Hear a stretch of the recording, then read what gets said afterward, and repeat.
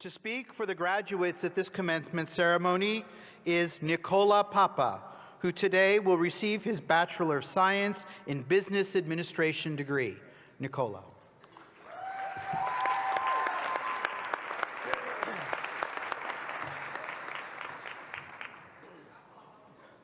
Class of 2019. This is it. We made it, whether it was with flying colors or by the edge of our seats. We have made it, and it's an honor to be up here today, but it's a strange feeling nonetheless, because I'm supposed to talk to you guys about the rest of our lives, when I don't really know anything about the rest of our lives. Couldn't even tell you what I'm gonna have for breakfast tomorrow. Maybe pancakes if my mom's willing. Let alone convince us all that everything is gonna work out in the end. But what I do know is a little bit about the past, even though my two history professors might not say the same. In the past 4 years, maybe 5, 6, or even 7 for some of us, we've learned a lot. We've learned how to think for ourselves, how to coexist with roommates we may not have liked, how to set an alarm for an 8 a.m. class, how to set a second alarm for that 8 a.m. class, how to do laundry, right? That's always a good one. How to quickly and efficiently assemble a large group of friends in a small, compact room to take a round of tequila shots right before graduation.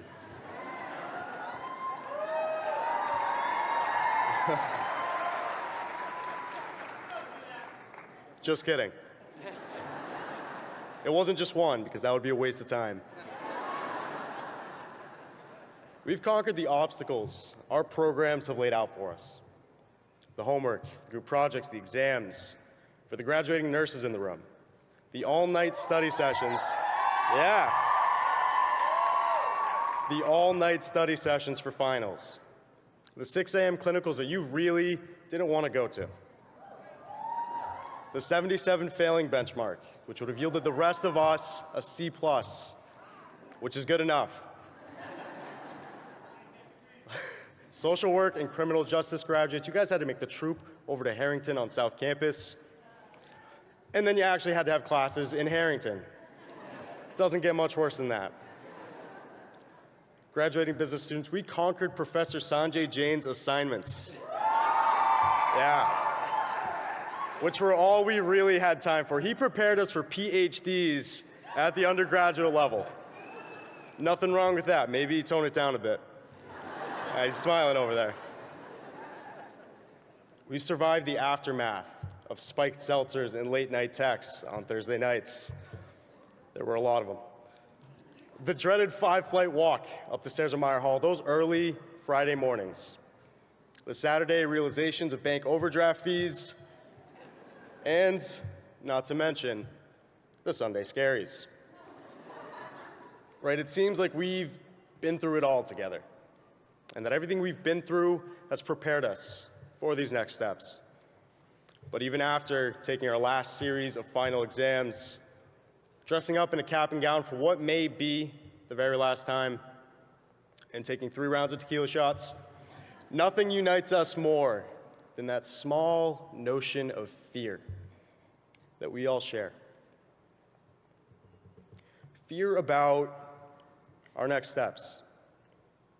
Fear about the interviews for our first real jobs.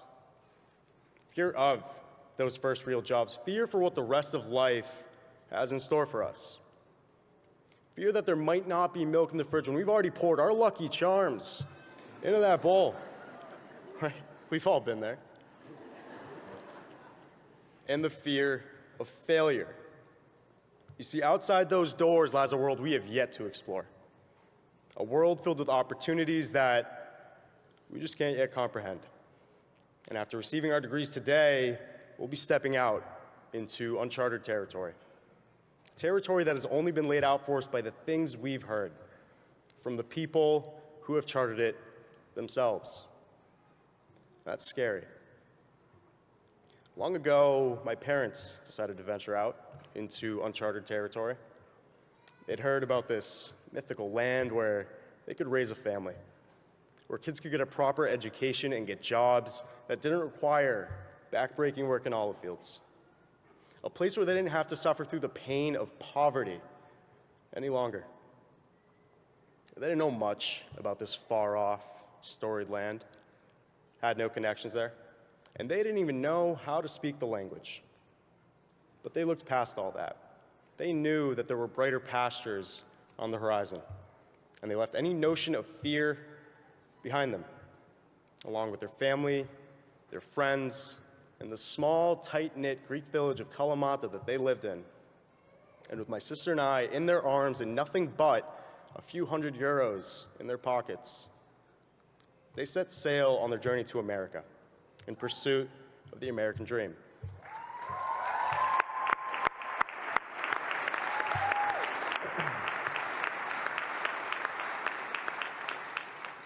You see, the notion of fear has been driving me for as long as I can remember.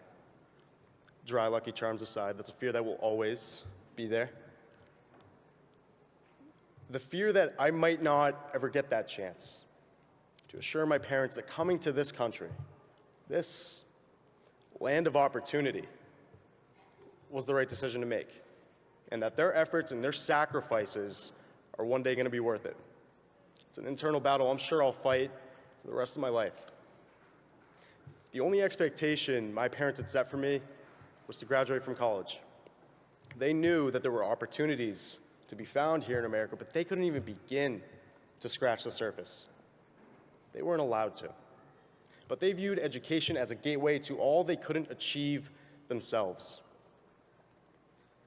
It pained me to see my dad come home near midnight after working all day at a physically exhausting minimum wage job just to keep a roof over our heads. It pained me to see my mom come home with cuts, calluses, and blisters on her hands from washing dishes all day at 2 different restaurants. And it pained me to see my parents' path in life stop short as a result of their lack of high school diploma or college degree. But where their path ended, mine began. And early on in life, I realized that as a first-generation immigrant, with parents who knew nothing about this country, who knew no one here, who had no formal education, and who couldn't speak the language, I had my work cut out for me, and that I had to venture out on my path alone, with nothing but words of encouragement along the way. So I set out on my solo journey, collecting the sticks, gravel, and stones that I happened to find along the way. And I began constructing a path in life that my parents would be proud of. For the path I build will not just be my own, but it will also be their path, their yellow brick road to the American dream. And along the way, I stumbled upon an important life lesson that kept coming up, time and time again. We're going to fail, and we're going to fail a lot. Fail to get that dream job, fail to get the interview for that dream job, fail to get the grades to get the interview for that dream job. For the future businessmen and women in the room, there's going to be times when you get invited into the gilded halls of Goldman Sachs after months or even years of networking and trying to bust through those doors. And you get so nervous once you're there that you can't tell the investment banker across from you what an investment banker does. Future nurses, times when you get invited into the ivory halls of MGH and you can't seem to walk the interviewer through the steps of delivering a basic IV. Times where we all push on doors that clearly say pull as we're being escorted out of MGH or Goldman Sachs, never to return again. Future social workers, times when you fail the ASWB licensing exam by one question and you're forced to retake it. Future law enforcers, detectives, special agents, times when you fail the FBI or CIA background check because it turns out you didn't share your toys with Sally in the first grade. Sally never let that one go, and she's gonna take you down for it. Oh well. I learned that the path to success isn't linear. It's quite a bumpy one, filled with more obstacles and failures than you can imagine. There's going to be times in your lowest grade is public speaking, and times when you're selected to give the speech at your president's inauguration as well as your own graduation in front of a few thousand people to inspire your entire class. Times when you don't have a path set up in front of you, when you don't know where to start, when you don't have a light to guide you, and when you don't know who to turn to when things go wrong. And other times when you spend a lifetime working hard and not giving up to figure it out on your own, not just for yourself, but for your entire family. These obstacles and failures are going to come up. There's nothing we can really do about that. But we mustn't let the fear of them prevent us from reaching, obtaining, and grasping our true aspirations and potentials. For that degree we receive today, that degree we've earned today isn't just a $50,000 piece of paper that's going to collect dust on our walls in a $10 frame from Walmart. It's a permission slip to venture outside those doors on a journey to pursue any opportunity that our hearts desire. An opportunity in and of itself that I was raised not to take for granted. To my parents, who gave up everything and everyone in their lives 20 years ago for me to have this opportunity and to live the life that they could only dream of. And we're going to expect a full translation in Greek when we get home because they have no idea what I'm saying. I don't know where I'd be if it wasn't for your courageousness, your selflessness, and your bravery to do what you did. And I want you guys to know that your efforts and your sacrifices will not be in vain. And I'm going to make sure of that.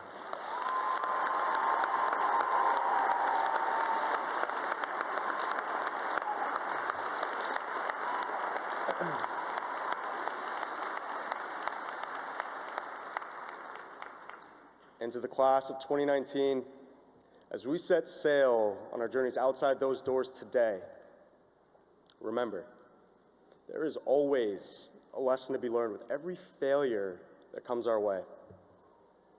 We've learned a lot during our time here, but we're going to have to learn how to use our failures to our advantage, how to turn what seems like a tragedy into a triumph. It doesn't matter where we start. It doesn't matter how fast or slowly we go. It doesn't matter how large or perfectly shaped the pieces in our path are. So long as each stone, each stick, and each piece of gravel that we lay better than the one before. As long as we do that, we'll be well on our way. And with that being said, it's finally time to step outside those doors and continue building our paths in life with the tools we've been given here, one piece at a time. Thank you and congratulations, class of 2019.